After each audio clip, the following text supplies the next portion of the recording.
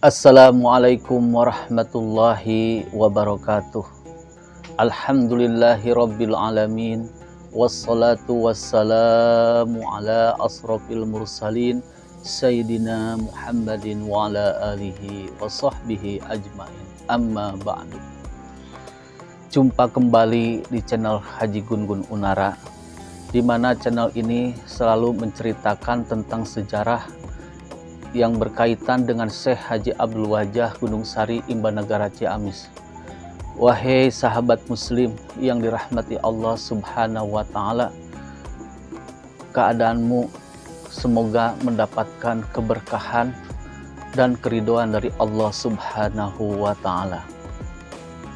Baik, pada kesempatan hari ini saya akan menceritakan tentang sang bayi mengambang di lautan, di mana bayi tersebut adalah merupakan leluhur dari Syekh Haji Abdul Muhyi Pamijahan. Sang bayi tersebut adalah tokoh terkemuka yang menyebarkan agama Islam di Nusantara. Untuk mempersingkat waktu dan untuk menghilangkan kepenasarannya, yuk kita simak sejarahnya. Jangan lupa like, komen, dan subscribe video saya. Dalam riwayat sejarah Pamijahan menuliskan bahwa Guru Agung Syekh Haji Abdul Muhyi dan muridnya Syekh Haji Abdul Wajah adalah keluarga besar ulama Pamijahan. Syekh Haji Abdul Muhyi putra Nyai Raden Ajeng Tanganjia. Syekh Haji Abdul Wajah cucu Nyai Raden Ajeng Tanganjia. Nyai Raden Ajeng Tanganjia merupakan keturunan nasab dari Sunan Giri, putra Syekh Maulana Ishaq.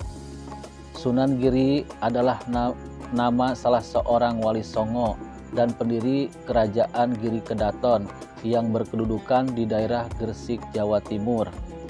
Sunan Giri membangun Giri Kedaton sebagai pusat penyebaran agama Islam di Jawa Timur, yang pengaruhnya bahkan sampai Madura, Lombok, Kalimantan, Sulawesi, dan Maluku. Sunan Giri memiliki beberapa nama panggilan, yaitu Raden Paku, Prabu Satmata, Sultan Abdul Fakih, Raden Ainul Yakin, dan Joko Samudro. Sunan Giri lahir di Blambangan tahun 1442 Masehi dan dimakamkan di Desa Giri, Kebomas, Gresik. Sunan Giri merupakan keturunan dari Rasulullah Shallallahu Alaihi Wasallam, yaitu melalui jalur keturunan Husain bin Ali bin Abi Thalib. Catatan nasab Sunan Giri ini diterangkan oleh Sa'adah Ba'alawi dari Hadramaut dan dipercaya sebagai sumber soheh dari beberapa pesantren di Jawa Timur. Syekh Maulana Ishaq adalah salah seorang wali songo angkatan pertama pada tahun 1404 Masehi sampai dengan 1463 Masehi, yang diteruskan oleh putranya yaitu Sunan Giri. Syekh Maulana Ishaq lahir pada tahun 1317 Masehi di Nasarabad, India. Ayahnya bernama Jamaluddin Akbar Al-Husaini, ibunya bernama Putri Nijamul Muluk. Istri yang pertama Syekh Maulana Ishaq yaitu Dewi Sekardadu berputra Maulana Ainul Yakin atau Sunan Giri. Istri kedua Syekh Maulana Ishaq yaitu Saripah Pasai berputri Dewi Saroh sebagai istri Sunan Kalijaga.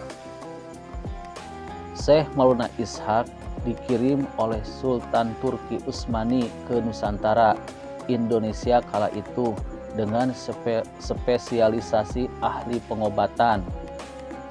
Syekh Maulana Ishaq datang ke Tanah Jawa pada tahun 1404 Masehi bersama dengan ayahnya Syekh Maulana Ahmad Jumadil Kubro atau yang disebut Jamaluddin Akbar Al-Husaini dan kakaknya Syekh Maulana Malik Ibrahim setelah Raden Rahmat atau Sunan Ampel menetap di Ampel Denta.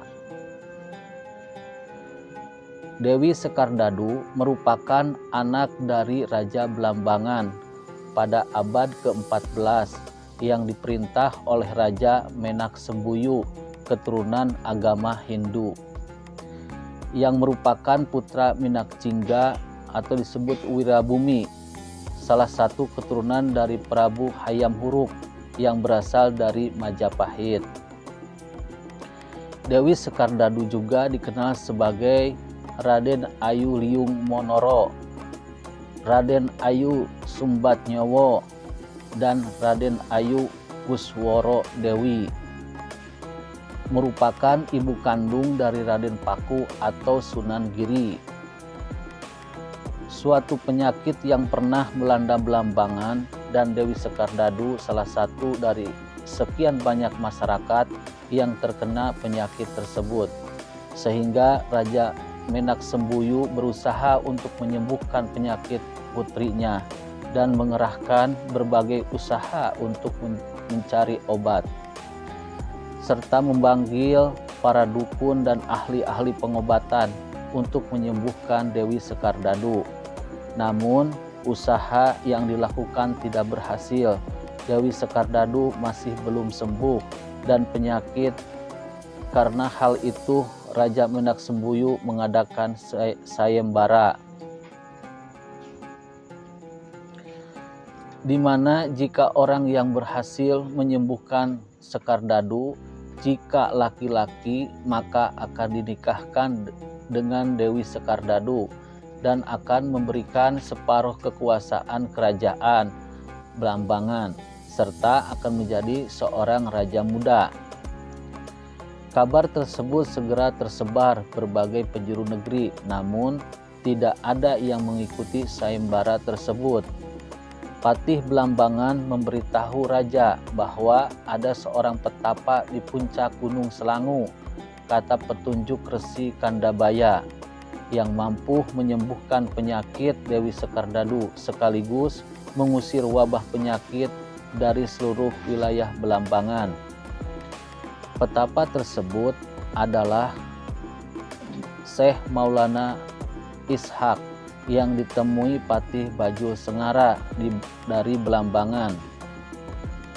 Syekh Maulana Ishak menerima permintaan tolong tersebut dan memberikan satu syarat, yaitu apabila Dewi Sekardadu berhasil sembuh dari penyakitnya, meminta agar Raja Menak-Sembuyu untuk memeluk agama Islam. Raja Menak-Sembuyu menerima syarat tersebut, walaupun berat meninggalkan agama yang dianutnya, karena Raja Menak-Sembuyu sangat menyayangi putrinya Dewi Sekardadu. Syekh Maulana Ishak memanjatkan doa untuk kesembuhan Dewi Sekardadu, dan atas izin Allah Subhanahu wa Ta'ala, Dewi Sekardadu dapat sembuh dan penyakit seluruh wilayah Belambangan sirna. Kemudian Dewi Sekardadu menikah dengan Syekh Maulana Ishak.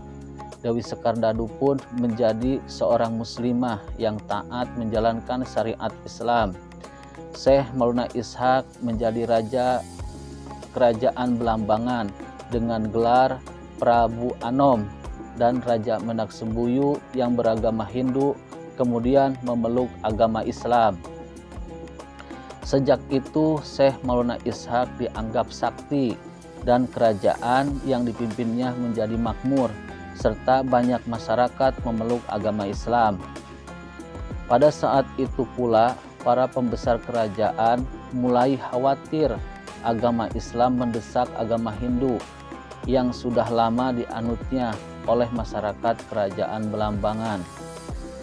Karena hasutan Patih Bajul Sengara dengan terus-menerus, dan Raja Menak-Sembuyu tidak benar-benar menerima agama Islam, secara sembunyi masih memegang erat ajaran-ajaran agama Hindu, sehingga Raja Menak-Sembuyu memusuhi Syekh Maulana Ishak. Dan pada saat itu pula Syekh Maulana Ishak meninggalkan kerajaan Belambangan. Ketika itu Dewi Sekardadu sedang hamil 7 bulan. Setelah kepergian Syekh Maulana Ishak, wabah penyakit kembali terjadi. Tetapi sebelum berangkat, Syekh Maulana Ishak berpesan kepada Dewi Sekardadu istrinya, jika anaknya laki-laki diberi nama Raden Paku.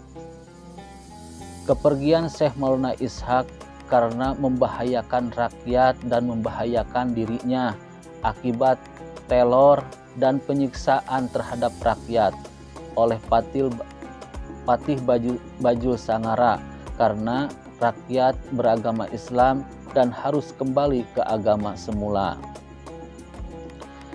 Sunan Giri merupakan buah pernikahan dari Syekh Maulana Ishak, seorang mubalik Islam dari Asia Tengah, dengan Dewi Sekardadu Putri Menak Sembuyu, penguasa wilayah Belambangan pada masa-masa akhir Majapahit. Namun kelahiran Sunan Giri dianggap telah membawa kutukan berupa wabah penyakit di wilayah tersebut. Maka ia dipaksa ayahandanya Prabu Menak Sembuyu untuk membuang anak yang baru dilahirkannya itu. Lalu Dewi Sekardadu dengan tidak rela menghanyutkan anaknya itu ke laut Selat Bali sekarang menggunakan peti bayi, sehingga sang bayi mengambang di lautan. Kemudian bayi tersebut ditemukan oleh sekelompok awak kapal atau pelaut, yakni Sabar dan Sobir, dan dibawa ke Gresik. Di Gresik dia diadopsi oleh seorang saudagar perempuan pemilik kapal, yaitu Nyai Gede Pinatih. Karena ditemukan di laut, maka bayi tersebut dinamakan Joko Samudro. Permainan anak-anak yang dibuat oleh Joko Samudro diantaranya adalah jelungan, jamuran, gendigerit, dan lain-lain. Sedangkan tembang anak-anak yang diciptakan Padang Bulan, Jor, Gula Ganti, dan Cublak-Cublak Suweng. Ketika sudah cukup dewasa, usia 12 tahun, Joko Samudro dibawa ibunya ke Ampel Denta, kini di Surabaya, untuk belajar ilmu agama kepada Sunan Ampel. Tak berapa lama setelah mengajarnya, Sunan Ampel mengetahui identitas sebenarnya dari murid kesayangannya itu. Kemudian ketika Sunan Ampel hendak mengambil air wudhu dan menjenguk para santri yang sedang tidur, Sunan Ampel terkejut melihat seberkas sinar yang memancar dari wajah salah seorang santrinya. Tentu Sunan Ampel tidak begitu jelas karena di ruangan tersebut gelap. Maka Sunan Ampel memberikan ikatan pada ujung kain sebagai ciri. Setelah sholat subuh, Sunan Ampel mengumpulkan para santri dan bertanya, di antara kalian sewaktu bangun tidur merasa ada ikatan pada kain sarung? Tiba-tiba terdengar suara jawaban seorang santri, "Saya Kanjeng Sunan," sambil mengangkat tangan kanannya. Ternyata santri tersebut Joko Samudro. Maka Sunan Ampel mengerti bahwa Joko Samudro bukan anak sembarangan, pasti kelak memiliki derajat yang mulia. Pada suatu hari, Nyai Ageng Pinatih menjenguk Joko Samudro datang ke Ampel, dan Sunan Ampel menanyakan tentang Joko Samudro yang sebenarnya kepada Nyai Ageng Pinatih. Atas pengakuan Nyai Ageng Pinatih dan menceritakan dengan jujur bahwa sesungguhnya Joko Samudro bukanlah anak kandung, melainkan anak angkat. Sejak Joko Samudro kira-kira baru berumur 40 hari, ditemukan di tengah laut Selat Bali. Dan Sunan Ampel berkunjung ke Gresik untuk melihat peti bayi Joko Samudro dibuang ke lautan. Sunan Ampel membenarkan bahwa Joko Samudro putra Syekh Maulana Ishaq. Hal itu bisa dibaca dari ciri-ciri atau tanda khusus pada peti itu, menunjukkan asal dari kalangan istana Belambangan. Syekh Maulana Ishaq sempat mendengar atas pembuangan anaknya itu dari awak kapal yang singgah di Belambangan. Maka itulah beliau sebelum meneruskan perjalanan ke Paseh atau Aceh, beliau singgah dulu di Ampel Denta dan berpesan kepada Sunan Ampel, bila sewaktu-waktu menemukan anaknya, agar diberi nama Raden Paku. Maka Sunan Ampel dengan meminta izin kepada Nyai Ageng Pinatih mengganti nama Joko Samudro menjadi Raden Paku, karena Raden Paku merupakan anak dari pamannya, yaitu Syekh Maulana Ishaq. Setelah tumbuh dewasa di pesantren Sunan Ampel, Raden Paku diberi nama Maulana Ainul Yakin karena kecerdasannya dalam menimba ilmu agama Islam selama bertahun-tahun. Demikian video dari saya, semoga bisa bermanfaat untuk bisa menambah wawasan dan pengetahuan. Wassalamualaikum warahmatullahi wabarakatuh.